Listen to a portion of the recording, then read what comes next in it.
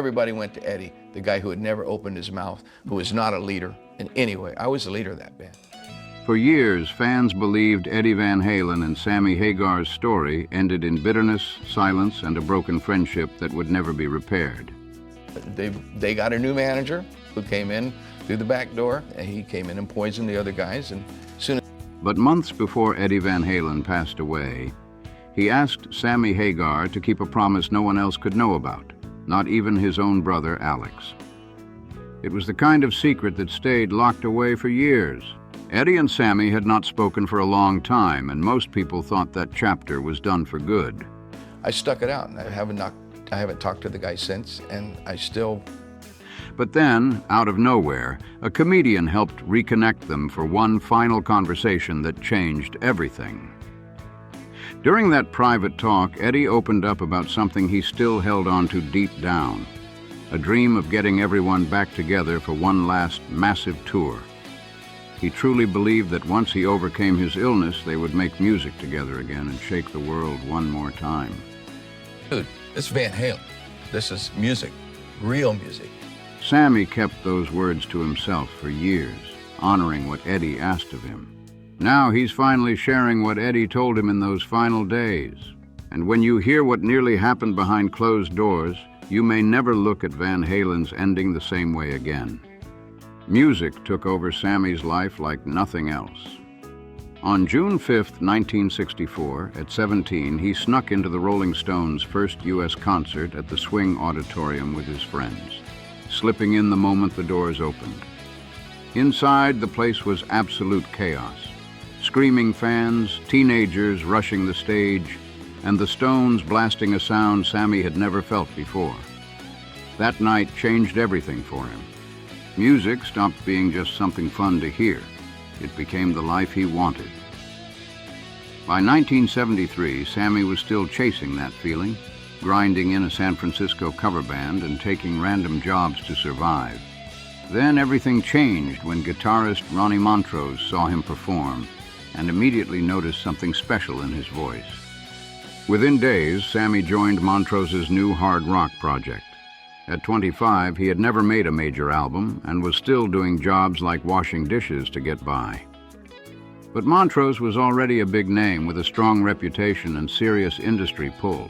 Sammy knew this was the chance he had been waiting for, and he went all in.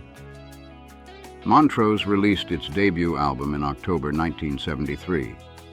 But the start was quiet, reaching only number 133 on the Billboard chart. Still, the music slowly caught on, especially in Europe.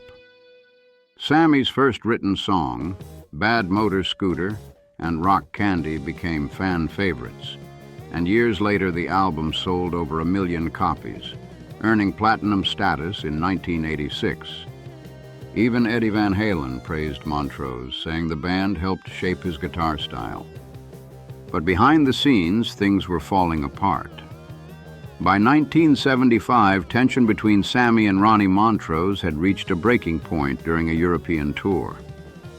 After reporters compared Sammy to Robert Plant, Montrose reportedly took offense. Soon after, the split became unavoidable. When Sammy got sick with food poisoning after shows in Paris, the breakup was already in motion. That rough exit pushed Sammy to bet on himself. He started a solo band and brought in bassist Bill Church and drummer Denny Carmassi, both former Montrose members. Together, they built something stronger, proving Sammy was becoming more than just a singer. He was becoming a true rock leader. Even after Sammy left, Montrose's debut kept growing in reputation, influencing bands like Van Halen, Poison, and Mötley Crüe. Meanwhile, Sammy's own rise took off. Through the late 70s and early 80s, he built a strong solo career, headlining major tours as his fan base grew fast. His big breakthrough came in 1981 with Standing Hampton, which went platinum and made him a major name. 3 Lockbox followed with more platinum success, and soon Sammy was filling 10,000-seat arenas. By 1985, he was earning so well as a solo act that joining Van Halen was seen as a real gamble, not an obvious payday. Then came I Can't Drive 55 in 1984, the song that became his signature hit. It climbed the Billboard charts, dominated MTV, and became an anthem for drivers frustrated with the 55 miles per hour speed limit. The song stayed a fan favorite for decades, even landing on VH1's 100 Greatest Hard Rock Songs list in 2000, proving Sammy had fully cemented his place in rock history. By 1985, one thing was obvious. Sammy Hagar was not walking into Van Halen as some desperate singer looking for a break. He had already built a solo machine that was printing success. Platinum albums, packed tours, and major negotiating power gave him leverage that very few vocalists ever get. He could make choices from a position of strength, not desperation. Then came the phone call that changed rock history. On April 1st, 1985, Van Halen announced that David Lee Roth had left the band. Because of the date, plenty of fans thought it had to be some weird April Fool's stunt. But the truth hit fast. It was completely real. This was a band at the top of the mountain. They had just played the U.S. festival in front of roughly 375,000 people, reportedly earned $1 million, and were dominating with songs like Jump and Panama. From the outside, they looked untouchable. Behind the scenes, though, things were cracking badly. Tension had been building for a while, especially around creative control and direction. Roth wanted a bigger say in how things ran, and the pressure reportedly pushed relationships to the limit. Former manager Noel Monk later wrote that almost nobody outside the inner circle saw the breakup coming. Fans were blindsided, and while the public was still processing the split, the band had already started thinking about what came next. That is when Sammy Hagar's name started entering the conversation.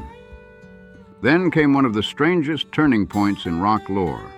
Eddie Van Halen reportedly spotted Sammy's Ferrari at an auto shop and something clicked. Out of all the dramatic ways a legendary band could find its next singer, this one started with a parked car. Eddie decided to make the call, reaching out to Sammy out of nowhere. Sammy later joked that he saw it coming because he had already told friends he would end up in Van Halen someday. At the time, that probably sounded like wild talk, but suddenly it did not seem so crazy anymore.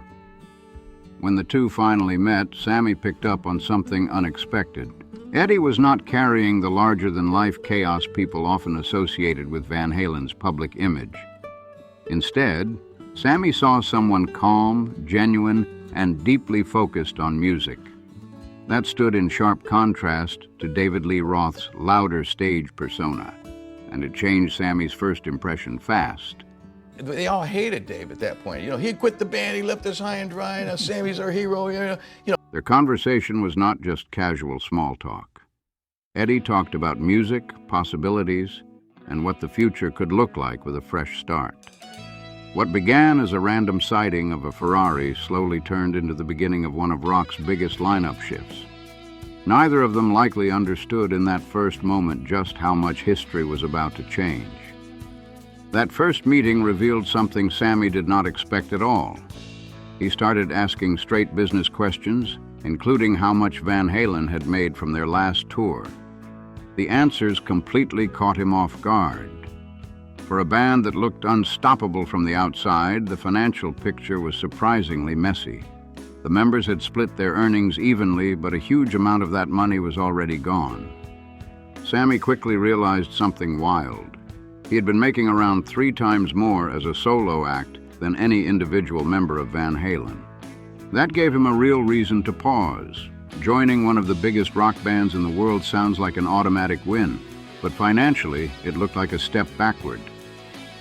Still, as the conversation kept going, Sammy saw something else in that room, massive potential. The passion was real, the chemistry was there, and it became clear they were not just looking for a voice at the microphone. They needed someone who could help stabilize the next chapter too. Then came the jam session, and everything changed fast. The second they started playing together, the chemistry hit hard. Sammy began improvising melodies and loose lyrics on the spot, and those raw ideas started turning into Summer Nights and My Radio. One of those early vocal ideas eventually evolved into Why Can't This Be Love? The band already had several song foundations in place, but Sammy's arrival completely changed the energy. His voice pushed the sound into a different direction, bigger, more melodic, and built for a wider audience. Producer Mick Jones stepped in to help shape those ideas into polished tracks ready for release. Then came a reaction that said everything. When Warner Brothers executive Mo Austin heard the material live, he reportedly said, "I smell money." That one line captured the mood perfectly. People who had written off Van Halen after David Lee Roth's departure suddenly had to reconsider. This was not a collapse, it was a transformation. Recording Dreams took that transformation even further. Mick Jones reportedly pushed Sammy to go for the highest notes he could possibly hit. Sammy drove himself so hard during the session that he began hyperventilating and nearly passed out trying to nail the performance. But out of that pressure came one of the band's most unforgettable recordings. The soaring chorus and those famous words, "We'll get higher and higher," became one of the defining sounds of the era. That level of work came with serious pressure. Great performances do not always come easy, and sometimes artists push themselves to the edge chasing the exact sound they hear in their heads. For Sammy and the band, that effort paid off in a massive way. Once Sammy officially joined in 1985, Van Halen went on an extraordinary run. 5150 arrived in 1986. OU 812 followed in 1988. For Unlawful Carnal Knowledge landed in 1991. Then came Balance in 1995. One after another, all 4 albums hit #1 on the Billboard 200. That kind of streak is rare in any era. Together, those albums sold more than 16 million copies worldwide, with 5150 alone moving enormous numbers over time. The band packed arenas and stadiums across the United States and internationally, proving the lineup change had not weakened them. It had opened a completely new chapter. By 1996, the achievement was historic. Van Halen became the only band to have 2 different lead singers, each front runs, that produced 4 consecutive #1 albums. That is the kind of stat that changes how music history gets written, and the accolades kept coming. For Unlawful Carnal Knowledge earned the Grammy Award for Best Hard Rock Performance, adding major industry recognition to the commercial success. The so-called Van Hagar era had gone far beyond surviving expectations. It had become one of the most successful second acts in rock. Their first official single with Sammy, Why Can't This Be Love, arrived on March 24, 1986, and hit hard immediately. The song entered the Billboard Hot 100 at number 52, then kept climbing until it reached number 3 by May 17th. It stayed in that position for a full week and remained on the chart for 16 weeks total. The track also topped the Cashbox Top 100 and became an international hit in places like the UK, Australia, and Sweden. In the United States, it earned gold certification after selling more than 500,000 copies. Any doubts about whether Van Halen could survive the singer switch were disappearing fast. Critics who expected Van Halen to fall apart without David Lee Roth had to sit back and watch the exact opposite happen. Instead of collapsing, the band got even bigger. Fans embraced the new sound, proving the lineup change had not destroyed the band. It had opened an entirely new chapter. From 1985 to 1996, this era became an 11-year run packed with non-stop touring, recording, and reinvention. And the numbers were massive. Every studio album released during Sammy Hagar's time as lead singer hit #1 on the Billboard 200. 5150 sold around 8.8 million copies. OU 812 moved roughly 4 million. For Unlawful Carnal Knowledge pushed close to 5 million. Balance added another 3 million. In 1991, the band grabbed a Grammy and kept charging forward. Even though the era ended in 1996 with growing friction between Sammy and the Van Halen brothers, the record speaks for itself. Few bands have ever matched that kind of consistency. This was not just a successful phase, it became one of the strongest stretches in the band's history. What made this period stand out even more was what it did for Eddie Van Halen creatively. Sammy's vocal range gave Eddie room to chase melodies and song ideas that may not have fit the band's earlier style. That creative freedom helped bring songs like Dreams and Love Walks In to life, showing a different side of Eddie's songwriting. Producer Mick Jones played a huge role in that shift. He pushed Sammy hard in the studio, shaped unfinished ideas, and encouraged the band to stretch beyond their usual formula. The sound became fuller, more polished, and more layered.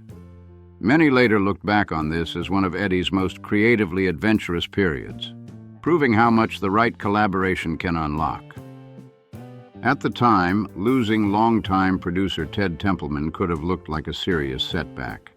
Instead, Mick Jones helped turn uncertainty into momentum. He took loose jam sessions and helped mold them into radio-ready songs. He gave Why Can't This Be Love a tighter structure and helped shape Eddie's synth ideas into the dramatic opening feel of Dreams. With deadlines closing in and expectations sky high, that guidance helped 5150 become a huge success. But not every chapter in this story was triumphant. By the 2004 reunion tour, things had become deeply troubling behind the scenes. Sammy later described Eddie as struggling heavily with alcohol and substance use during that period. According to Sammy, Eddie's condition had become so serious that performances were affected, and some fans reportedly had difficulty recognizing parts of the songs being played. Sammy also described Eddie as looking physically frail, which left a lasting impression on him. He also recounted disturbing incidents from that time, including a story involving damage aboard a private jet. Whether viewed through the lens of stress, health struggles, or personal turmoil, the situation clearly left Sammy deeply alarmed. He later said he feared for Eddie's well-being and felt trapped staying on the tour because of contractual financial consequences. It became one of the darkest chapters tied to the band's legacy. The story grew even heavier when Eddie's health battles became more widely known. In 2000, doctors discovered a lesion on his tongue that was diagnosed as cancer. Surgery reportedly removed a significant portion of his tongue. Eddie publicly speculated about possible causes over the years, while his history of smoking and other lifestyle factors were often part of public discussion surrounding his health. He was declared cancer-free in 2002, but later faced additional cancer-related health challenges involving his throat. The physical toll from surgeries and long-term health struggles added another layer to understanding how difficult the 2004 period may have been. Before shows on that tour, Sammy reportedly developed a tense routine. He would sit alone in his dressing room, listening for Eddie's guitar before going on stage. Not as a ritual for inspiration, but to gauge what kind of night might be ahead. That detail says everything about how uncertain things had become during that chapter. He was not listening for a casual warm-up before the show. He was listening for one painful reason. Could Eddie still play that night? That quiet routine says everything about the fear hanging over that tour. Sammy was not just worried about the performance. He was worried about Eddie's survival. He feared a medical emergency could happen right there on stage in front of thousands of fans. Years later, Sammy described that period as one of the worst experiences of his life. And even after all of that, he still spoke about Eddie with deep respect. He remembered Eddie's kindness, his unmatched talent, and the creative spark that made him one of rock's most admired musicians. That contrast made the whole situation even harder to process. The tour left emotional damage on everyone involved and became a painful reminder that even iconic figures can face deeply difficult personal struggles. Then came a breakup that started over something that sounded ridiculously small, but exploded into something massive. By June 1996, tension inside Van Halen had reportedly been building for months. Then a disagreement over a lyric became the spark that lit the whole mess. The issue centered around a new song connected to the Twister soundtrack. Eddie reportedly said a line needed to be changed because of concerns about tying it too directly to the film. Sammy believed the lyric worked as it was and did not want to change it. On paper, it sounded minor. Inside that band, it was anything but. The argument escalated fast, exposing just how worn down everyone's patience had become. Then came the call that changed everything.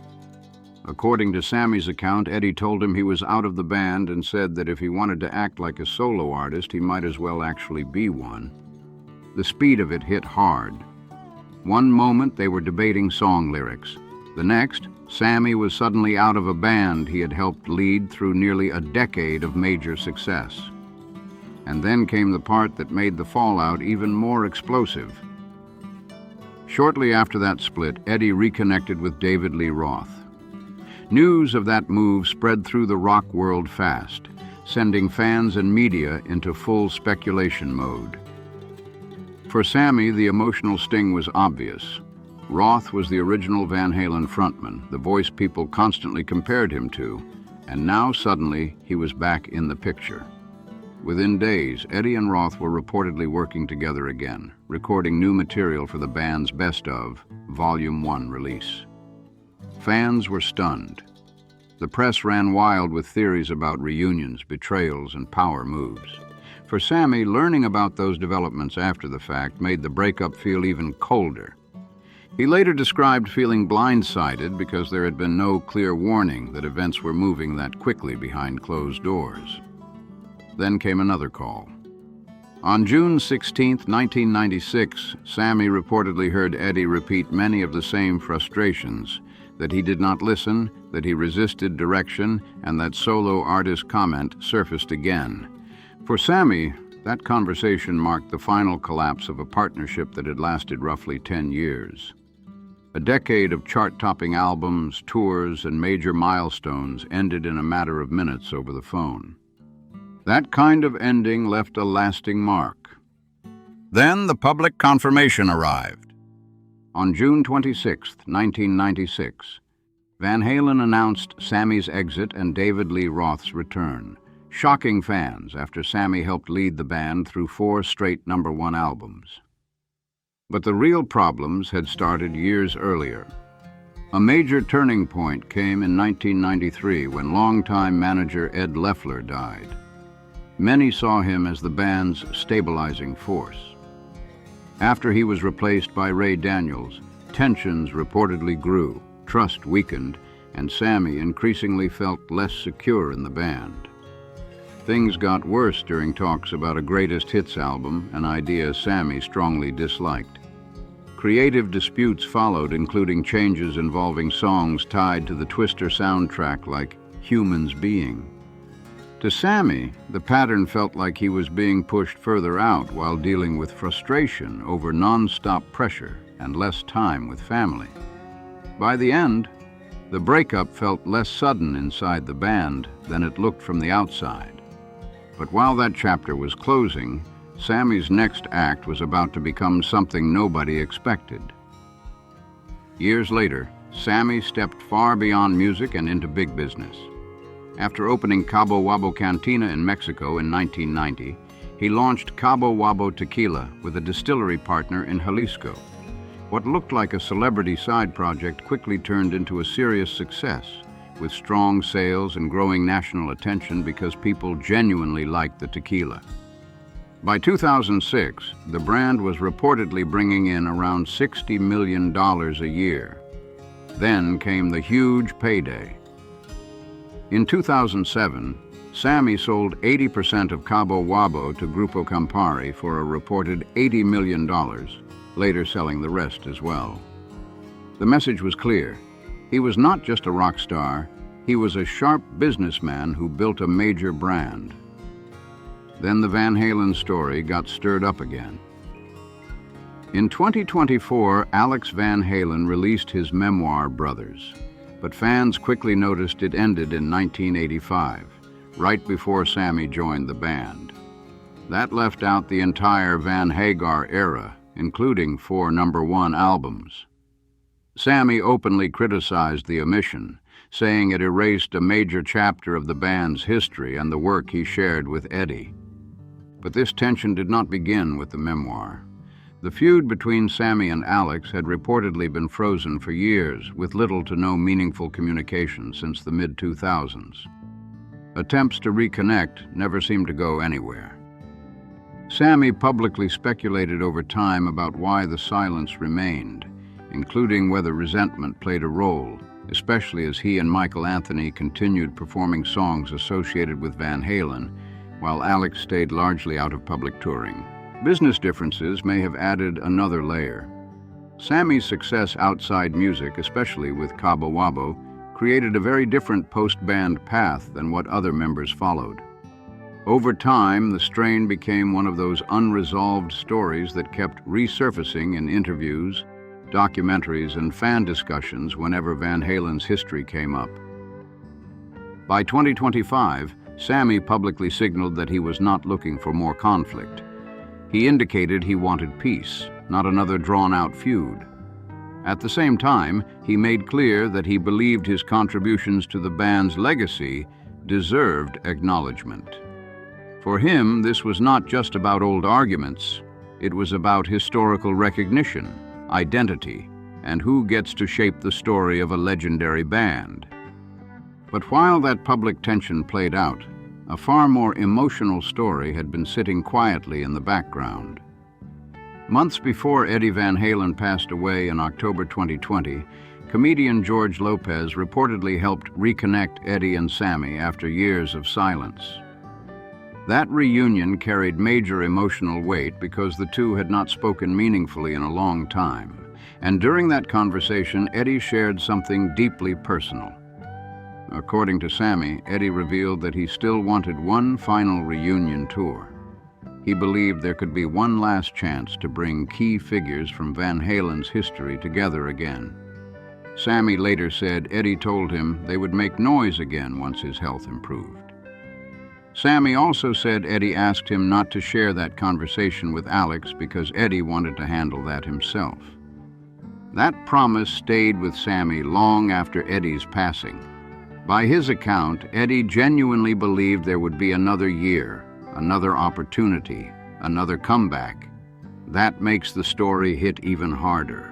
Behind the scenes, there had reportedly been discussion of a massive reunion concept often referred to as the Kitchen Sink Tour. The idea was ambitious, bring together multiple eras of Van Halen history, including David Lee Roth, Sammy Hagar, Gary Cherone, and others tied to the band's legacy.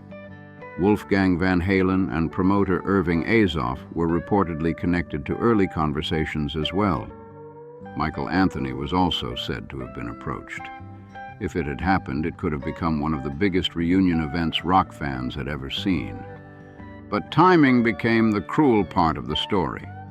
As those ideas developed, Eddie's health was becoming increasingly serious. Reports have indicated he faced grim medical outlooks in his later years, though he continued pursuing treatment that extended his time far beyond some early expectations. Even with hope, planning, and serious interest, the reunion never came together. Wolfgang later spoke about how much unfinished musical plans weighed on his father. That lost reunion became one of the great what-if stories in rock history. Meanwhile, Sammy continued building success far beyond the stage. By 2025, public estimates often placed his net worth around $150 million, driven by a combination of business ventures, music royalties, and real estate holdings. Cabo Wabo remained the standout financial success, proving once again that Sammy Hagar's legacy was never limited to just music. Sammy Hagar's success did not come from music alone. It came from smart business moves, branding, relentless work, and knowing when to take big chances. But behind all the fame, tours, and headlines, family remained one of the most important parts of his life. He married Betsy Berardi in 1968, and together they had 2 sons, Aaron and Andrew.